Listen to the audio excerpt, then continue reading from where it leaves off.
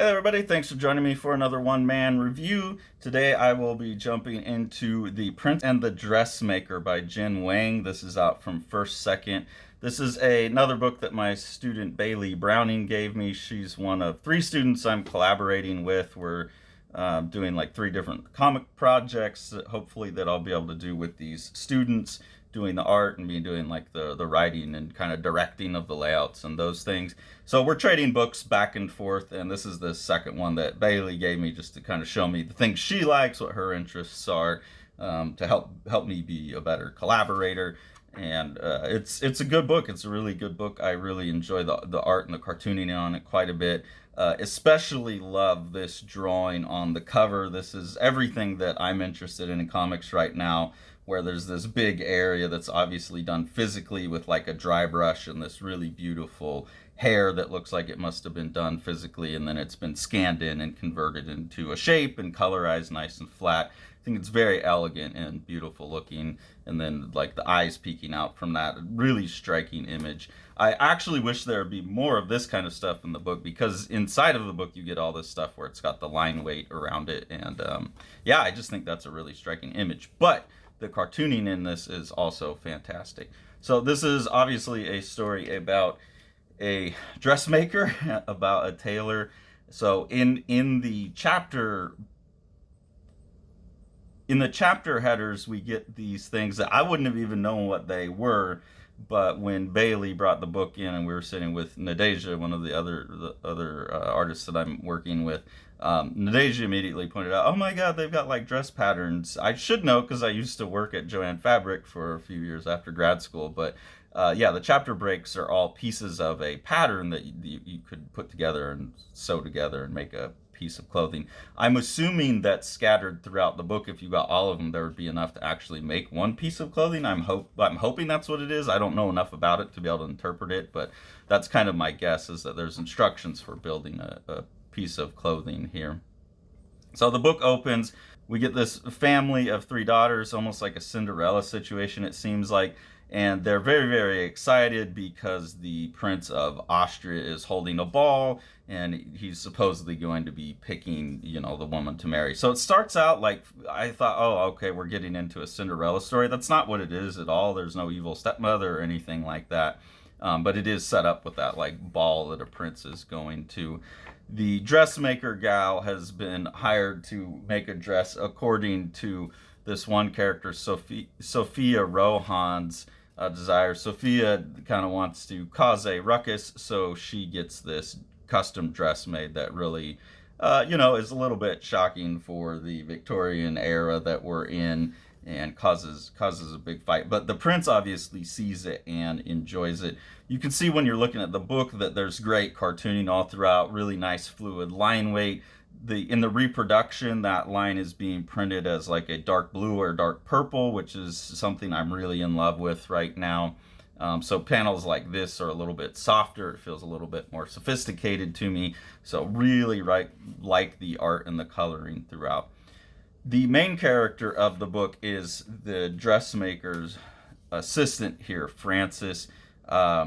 She's getting fired because she's made this dress that caused a ruckus, and then she gets summoned by a mysterious client who liked the dress, and she's being hired away from the guy who just fired her anyways.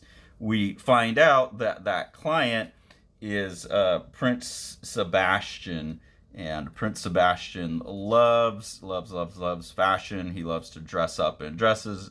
It's made pretty clear throughout the book that there's a section where he's kind of talking about his perception of self, that some days he's a prince and some days he's a princess, in terms of like how he feels and how he wants to dress. So there's some suggestion of this character being gender fluid or non-binary, something like that, but it's really not part of the book beyond that. And it's kind of interesting how they treat the love story given that as well. And I'll talk about that as things go on. But the kind of first assumption that you make is, oh, well, this prince, maybe he's gay or maybe he's trans, something like that. And he's having to fight that part of himself for the sake of, he's going to be king one day. So he has to deny himself for the kingdom. But he obviously likes to at least go in drag. And so he comes up with this character, Lady Crystalia, and Francis is designing the dresses for Lady Crystalia. And here we have the first like beauty contest that Lady Crystalia enters. The prince is dressed up in like a marmalade dress, and so there we have our winners, ladies and gentlemen, the new Miss Marmalade.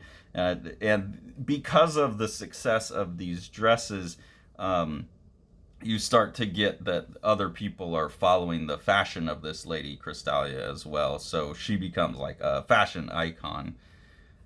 Princess Juliana is someone that we get introduced to as a very likely forced marriage for the prince. And they're talking about, like this wouldn't be bad. Like maybe we could get to know each other and we could become a thing. And the prince is obviously freaking out about this. So at this point, I'm still pretty much sold on the impression that he's probably just not attracted to women, and being forced into marriage. Like the reason he's avoiding all of these marriages is because he's gay. He doesn't want to be married. Through his connections, Francis is introduced to Madame Aurelia, who is a very, very well-known dress designer, basically Francis's idol, her hero, somebody that she would love to have an apprenticeship with. And the prince starts setting up to have a fashion show for Francis, but he can't introduce her as his dressmaker to Lady Aurelia because that would give away who he is as Lady Crystalia. So he has to keep Francis at a barrier from this person who would really help her, and that obviously causes some problems between them. As the book starts to go, the kind of gendered aspect of the thing gets a little more complicated in an interesting way, in that it becomes pretty obvious that Sebastian and Francis are developing feelings for each other. So at least in terms of the story, he's bisexual, I'm not sure. He's gender fluid, gender non-binary, but as straight in his tastes in women, I'm not sure. That's not ever really covered. And I kind of like that. It's just a irrelevant part of information. I think a lot of books would make that the primary thing that it's about, like not fitting in because you fit in one of these categories. Here they don't really address the category. They're just like, this is a prince. He likes to get dressed up and feel beautiful.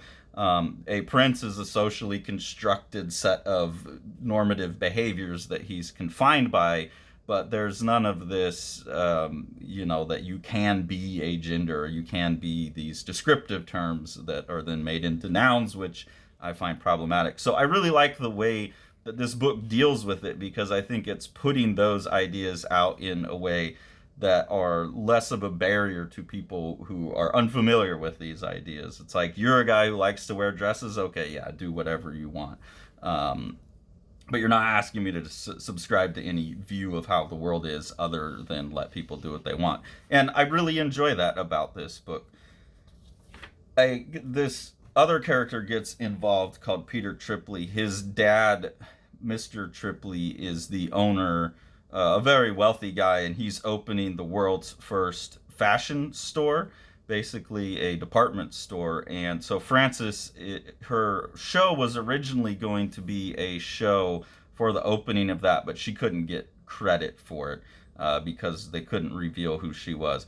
Now she's actually been brought in and is creating work for them directly, not through the prince, so she can acknowledge who she is, but there's a lot of pressures to make very standard dresses. So her artistic creativity has been suppressed for the sake of making a living, and that becomes an interesting part of the story. And like when an artist isn't allowed to do something, those skills are directed by market forces. They're still producing great work, but it's lost the voice and is not as impactful on the society as it could be. A really fun scene here where Lady Crystalia is kind of being courted by a suitor, and he's saying, I'm royalty, right? You'd be lucky to be on the arm of someone like me. Maybe you'd like to be a queen someday. And Sebastian just can't help it anymore. Sebastian loses his shit because it's like, dude, I'm already gonna be the king. Like, you just don't know it. You think I'm a chick even though I'm a dude. And that kind of gives away the game.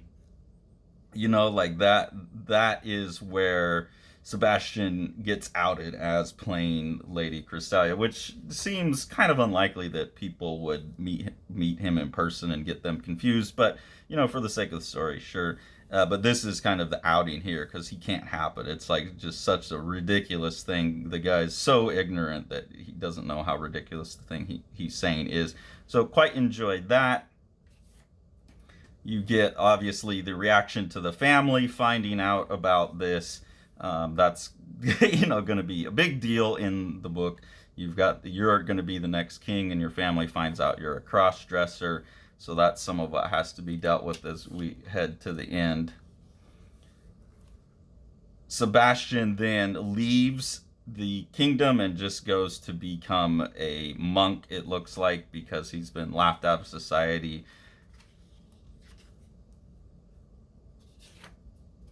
And then at the end, there is a fashion show. It's all Francis's work. It's been like supported and paid for by the prince and the king, and we've got all these male models. So there's very much this like challenging. It's not just wild fashion, but it's challenging the entire set of social norms about who wears what at the end. It gets very unlikely at the end, I would say. And this book's been out for a while, so I'm going to go ahead and like spoil the ending. But then you have like the guy Tripoli who's like, "What are you doing? How dare you have men wearing dresses in my fashion show?" And then the king shows up wearing a dress and these horns and everything. So it's a fun ending. It's funny, like it makes sense with the book, but also like historically, it just doesn't make any sense that this king would show up and protect their kid like that. But it's a sweet story, and it's a fun image of this big hairy guy in his dress. So I like that quite a bit. And then there's some interesting writing at the end here in the scene as well. They're saying like, "Why are you doing all this?" And the king says, "Look around. In a world where department stores exist, where do kings and princes even fit anymore? So seeing like the changing of the times, it's a good book to talk about that. Since I think we're going through some changing of the times again, it seems appropriate to tie these thematics to each other across time. Then you get a confirmation that indeed Francis and Sebastian are in love with each other. They have a very romantic kiss here, so that wraps up. And like I said, makes the whole like talk about what his sexuality or any of that is irrelevant. It's just like, this is a prince. He likes this girl. He likes to wear dresses. And again, that seems to me like the most just like, I don't know. It seems like the healthiest way to talk about this stuff to me, because it's just not preaching to you. It's just being what it wants to be. That's great. Then in the back, we get some, as you normally do from American artists, some process stuff, which is always really awesome. I wish everyone in every country did this. But a mechanical pencil, a Series 7 number 2, and some Winsor Newton ink, and some digital. So pretty simple physical production on the art, which you can see with all this really nice fluid brushwork that has some nice dry brushed quality to it.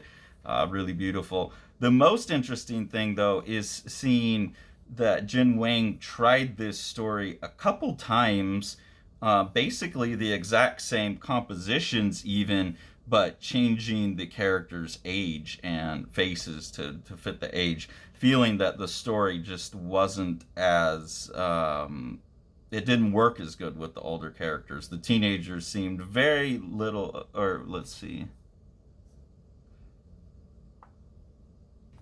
And she says she did this. "I decided on teenagers since very little of the story changed, except that everything was heightened. The protagonists were discovering things about themselves for the first time, which made it more innocent and emotional." So really cool to see that someone has gone that far into the process without solving something so key.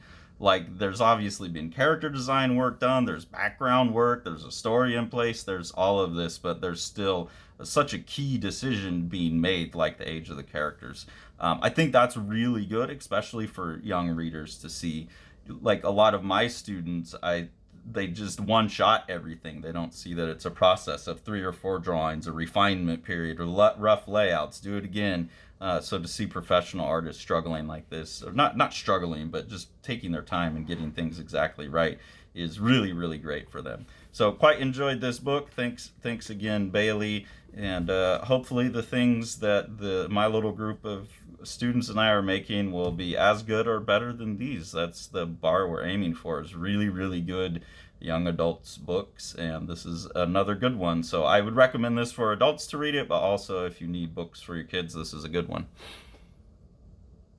Sala Niyalo, Path of the Shades by Clarence Doss is a really cool ongoing project that Living the Line will be producing. Clarence is a PhD student from Fiji who's studying the myths of Fiji for his doctoral thesis. And part of that study project is that he's producing these comics. They're kind of like Hellboy, where there's these little short stories that capture all of these different mythologies. But then he's using that to wrap the project into his doctoral thesis and then provide educational material where people can come to these comics. You know, they don't have to read his PhD thesis. They can come to the comics and get a more consumable version of the mythology of Fiji.